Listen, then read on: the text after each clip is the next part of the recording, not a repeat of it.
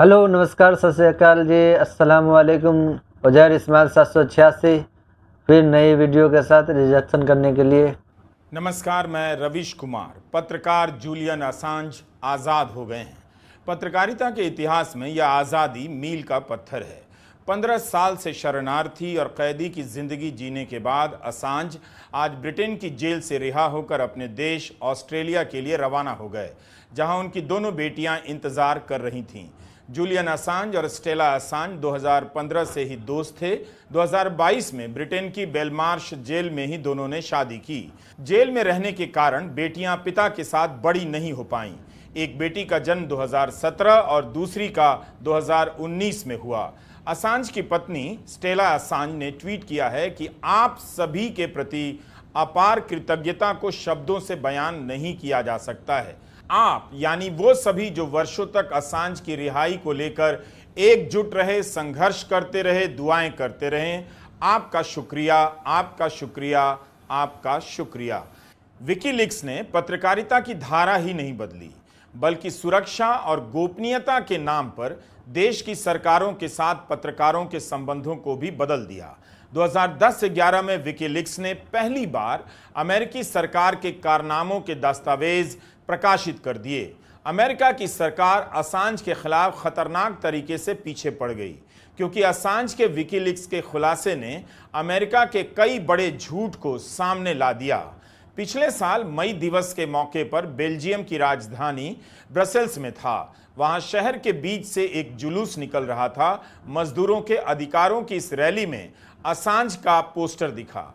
Assange का Belgium से क्या लेना देना, लेकिन यह पोस्टर याद दिला रहा था कि आज़ादी और अभिव्यक्ति की आज़ादी की लड़ाई हमेशा ग्लोबल होती है, मोहल्ले की नहीं होती। कोई कहीं भी इसके लिए लड़े, उसके साथ रहना चाहिए। कहीं भी किसी का यह अधिकार छीना जाए, उसके लिए आपको बोलना चाहिए। अखबार में रोज छपे या ना छपे, इसका मतलब यह नहीं कि इस दुनिया से वैसे लोग गायब हो चुके हैं जो इन चीज़ों को महत्व देते हैं। वो जानते हैं कि देश कोई भी हो, दौर किसी का भी हो, आवाज़ की अपनी कीमत होती है और हर हाल में इसकी रक्षा की जानी चाहिए। तभी असांज की पत्नी स्टेला असांज यू को संबोधित कर रही हैं, उन सभी का शुक्रिया अदा कर रही हैं। उनमें भारत के वो बुद्धिजीवी भी शामिल हैं जिन्हें यहाँ का गोदी मीडिया देश का दुश्मन और अर्बन नक्सल बताता रहता है।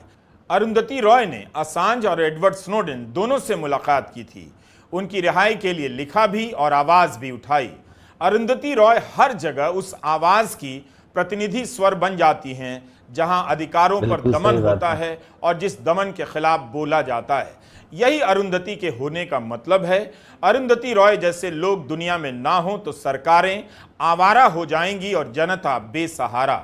अरुंधति रॉय न केवल भारत के पत्रकारों के धरनों में शामिल होती हैं, प्रेस क्लब जाती हैं, बल्कि दुनिया भर के पत्रकारों के उत्पीड़न के खिलाफ लिखती हैं, बोलती हैं। 2015 में जब जूलियन असांज लंदन की इक्वाडोर एम्बेसी में शरणार्थी की तरह कैद थे, अरुंधति रॉय वहां उनसे मिलने चली गईं। गार्डियन अखबार में उन्होंने इस मुलाकात के बारे में एक लेख लिखा। इसका एक छोटा सा अंश हम यहां पढ़ रहे हैं। अरुंधति लिखती हैं कि जिस रात हम जूलियन से उस कैद खाने बने कमरे में मिले, हमें अपने साथ फ़ोन, कैमरा या कोई भी रिकॉर्डिंग डिवाइस ले जाने की इजाज़त नहीं मिली, ताकि हमारी बातचीत ऑफ द रिकॉर्ड ही रहे। वे हमारे सामने बैठे थे, चेहरा थका और जर्द था। पिछले 900 दिनों से उन्होंने अपनी त्वचा पर 5 मिनट के लिए भी धूप का एक टुकड़ा तक महसूस नहीं किया था, लेकिन फिर भी वो भागे नहीं, डटे रहे। असांज ऑस्ट्रेलियाई नागरिक हैं। इस बात पर अरुंधति कहती हैं कि मैं इस बात को सोचकर मुस्कुरा देती हूं कि कोई भी उन्हें ऑस्ट्रेलियन हीरो या ऑस्ट्रेलियन गद्दार कहकर याद नहीं करता। उनके दुश्मनों के लिए उनकी गद्दारी देश से कहीं बड़ी है। असांज ने तो सारी दुनिया की सत्ताधारी ताकतों की विचारधारा से गद्दारी की है, इसलिए वे असांज से इतना खार खाते हैं, संभवतः एडवर्ड स्नोडेन से भी ज्यादा। अरुंधति के अलावा एन राम, रोमिला थापर, इंदिरा जयसिंह, गोपाल कृष्ण गांधी और पी साईनाथ जैसे लोगों ने आगे बढ़कर 2019 में असांज की गिरफ्तारी के विरुद्ध स्टेटमेंट जारी किया। उन्होंने कहा कि जब असांज पर सिर्फ गुप्त जानकारियां प्रकाशित करने का आरोप है, उन्हें चुराने का नहीं, तो ऐसे में उन्हें सजा देना आजाद पत्रकारिता के सिद्धांतों के बिल्कुल खिलाफ जाना होगा। वक्तव्य में कहा गया कि विकीलीक्स और जूलियन असांज को क्लासिफाइड मटेरियल सिर्फ प्रकाशित करने के जुर्म में सजा देना ऐसा ही होगा जैसे अमेरिका पेंटागन पेपर्स प्रकाशित करने के लिए न्यूयॉर्क टाइम्स पर मुकदमा चलाए। अगर पत्रकार से उसकी बोलने की आज़ादी और अपने सोर्स को गुप्त रखने की आज़ादी छीन ली गई तो सत्ता के सामने खड़े होकर सच बोलना संभव नहीं रह जाएगा। भारत का संदर्भ देना बहुत जरूरी था। जिस तरह से यहां पत्रकारिता करना जोखिम भरा काम होता जा रहा है, उस संदर्भ में ऐसे लोगों का महत्व समझा जाना चाहिए, बार बार बताया जाना चाहिए जो दूसरों के लिए बोलते हैं। मैं अरुंधति रॉय, पी साईनाथ और गोपाल कृष्ण गांधी जैसे लोगों की बात कर रहा हूं। हर वो शख्स जिसने असांज की रिहाई का ख्वाब देखा, आवाज उठाई, उसके लिए आज का दिन बहुत बड़ा है। 2010-11 में विकीलीक्स ने चेल्सी मेनिंग से मिली तमाम जानकारियां प्रकाशित कर दी थी। असांज 2012 से लंदन में इक्वाडोर एम्बेसी में शरणार्थी की तरह कैद रहे। 9 साल तक शरणार्थी की तरह, फिर 5 साल ब्रिटेन की जेल में। उनकी पत्नी स्टेला असांज वकील के तौर पर इस मुकदमे से जुड़ी थी। असांज ने ब्रिटेन की अदालत के सामने अपनी गलती मान ली। ऐसा करना उनके लिए जरूरी हो गया।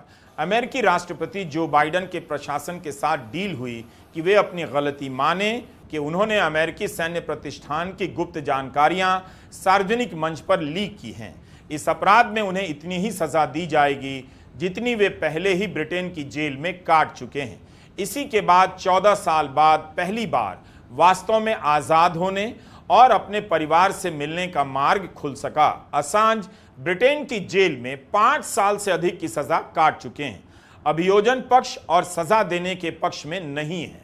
ब्रिटेन की जेल में रहते हुए भी हर समय एक तलवार लटकी रहती थी कि कभी भी अमेरिका भेजा जा सकता है या किसी और खतरनाक जेल में डाला जा सकता है।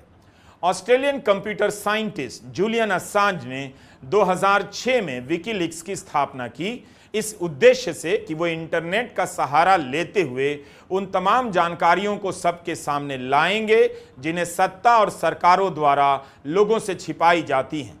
असांज ने तय किया कि उनकी संस्था विकीलीक्स दुनिया भर के विसिल ब्लोअर्स का साथ देगी।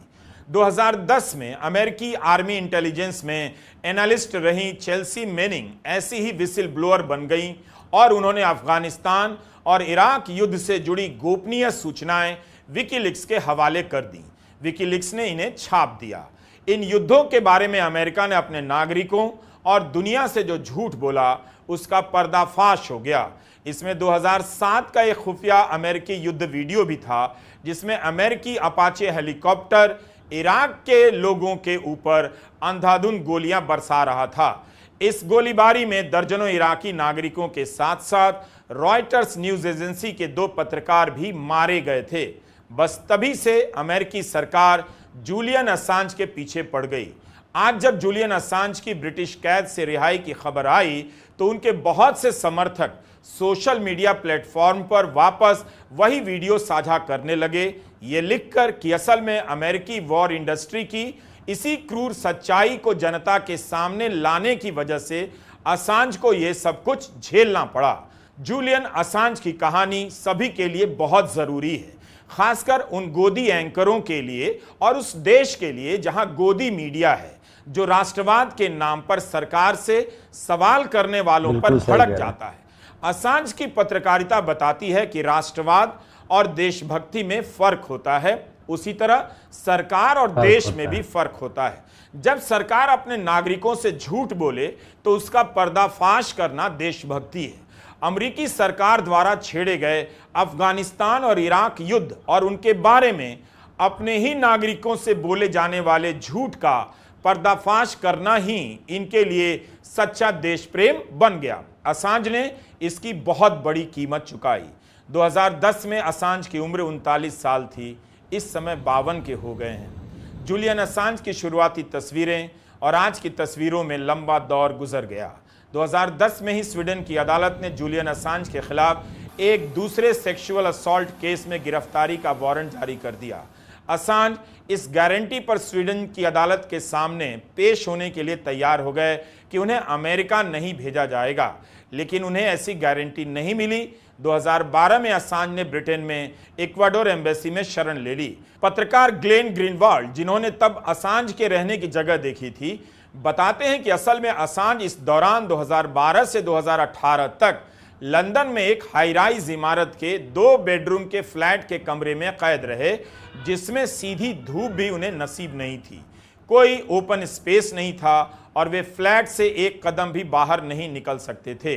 ब्रिटिश पुलिस लगातार उन पर नजर रख रही थी। फ्लैट के बाहर लॉबी में और इमारत की छत पर ब्रिटेन की पुलिस उन्हें गिरफ्तार करने के लिए 24 घंटे तैनात रहती थी। उनके लिए उस फ्लैट की चौखट ही अंतर्राष्ट्रीय सीमा बन गई। इक्वाडोर एम्बेसी एक 2 कमरे के फ्लैट में चल रही थी। यहीं पर 2016 में भारतीय लेखिका अरुंधति रॉय जूलियन असांज से मिलने जाती हैं।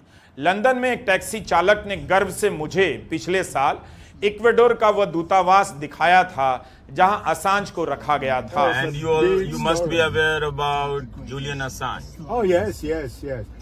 The house is that Ecuador embassy just behind this building, where he stayed for about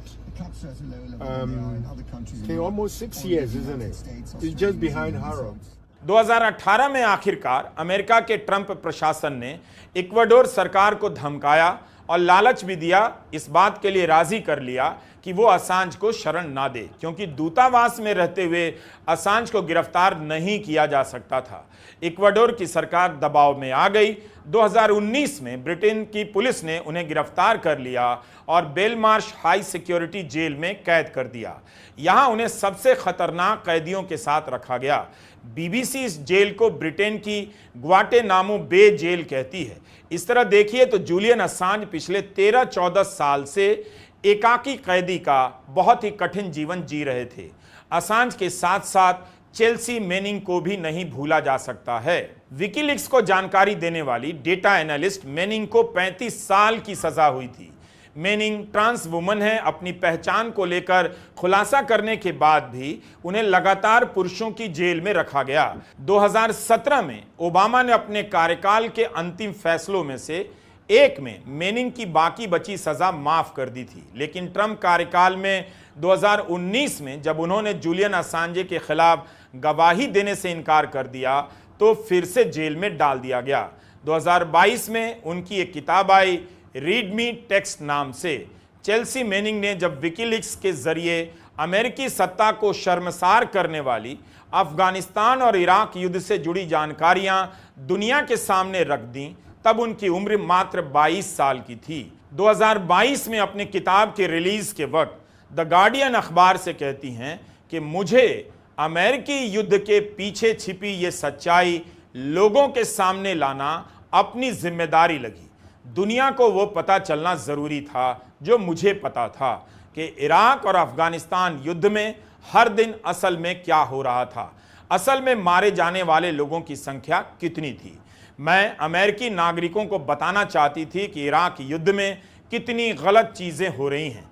इसके पीछे जो गोपनीयता बरती जा रही है उसकी वजह राष्ट्रीय सुरक्षा का मुद्दा नहीं, सरकार द्वारा अपनी असलियत जनता के बीच खुल जाने से बचाना है। असांज ने अपनी गलती मान ली। दरअसल वो गलती नहीं थी, पत्रकारिता का एक उसूल था, लेकिन जेल की लंबी रिहाई से निकलने के लिए इसके अलावा कोई रास्ता नहीं था। असल में असांज ने जो अपराध स्वीकार किया है वैसा काम कोई भी खोजी पत्रकार हर दिन करता है। किसी विसिल ब्लोअर से गोपनीय जानकारी लेकर प्रकाशित करना अगर अपराध हो जाए तो ऐसे में खोजी पत्रकारिता को बड़ा नुकसान पहुंच सकता है। लेकिन खोजी पत्रकारिता हमेशा हर दौर में इन्हीं सब चुनौतियों से गुजरती रहती है। उनके जोखिम और साहस को भारत का गोदी मीडिया और उसके मालिक किसी जिंदगी में नहीं समझ सकते। असांज को सामने देखते ही गोदी चैनलों के मालिक दांत चियार देंगे। सही बात। अमेरिका के पत्रकार ग्लेन ग्रीनवाल्ड ने भी बोला है कि मैं असांज के लिए बहुत खुश हूं, लेकिन मैं नहीं मानता कि उन्होंने कोई अपराध किया था, इसलिए उन्हें खुद को अपराधी नहीं मानना चाहिए था। उल्टे उन्हें परेशान करने के लिए अमेरिकी सरकार को उनसे माफ़ी मांगनी चाहिए थी और मुआवजा देना चाहिए था। अभी यह बहस चलेगी कि एक पत्रकार और संपादक होने के नाते अमेरिकी सरकार असांज पर वो कानून कैसे लागू कर सकती है जो किसी सरकारी कर्मचारी के गुप्त सूचनाएं लीक करने पर लागू किया जाता है। प्रो पब्लिका में एक लेख मिला है, इस एंगल पर भी बात होनी चाहिए। इस लेख में यह दलील दी जा रही है कि असांज और विकीलीक्स ने किसी अधिकारी से उनकी टिप्पणी नहीं ली, सारी जानकारी सीधे प्रकाशित कर दी। इससे युद्ध क्षेत्र में काम कर रहे लोगों की जान खतरे में पड़ सकती थी। मगर सवाल यहां उठता है कि अगर कोई अधिकारी किसी भी वजह से बोलने के लिए तैयार ना हो, ऑफ रिकॉर्ड भी नहीं, ऑन रिकॉर्ड भी नहीं, तो उन जानकारियों का क्या किया जाए? यह अलग बहस है, लेकिन इसके नाम पर एक पत्रकार के पीछे दुनिया की सबसे ताकतवर सरकार पड़ जाए, यह भी ठीक नहीं। 14-15 साल उसकी जिंदगी के इस देश से उस देश में भागते हुए और सलाखों के पीछे गुजर जाए, यह भी ठीक नहीं। फिलहाल जूलियन असांज की आज़ादी का जश्न मनाया जाना चाहिए। दुनिया भर के पत्रकारों के लिए आज का दिन महत्वपूर्ण है। गोदी मीडिया के एंकर असांज की आज़ादी का मतलब नहीं समझ सकते। भारत के एक गोदी एंकर अपनी दबी हुई आवाज़ में चेतावनी दिए जा रहे थे कि नीट की परीक्षा पेपर लीक में जिन छात्रों का जीवन बर्बाद हो गया वे विपक्ष के पास ना जाएं।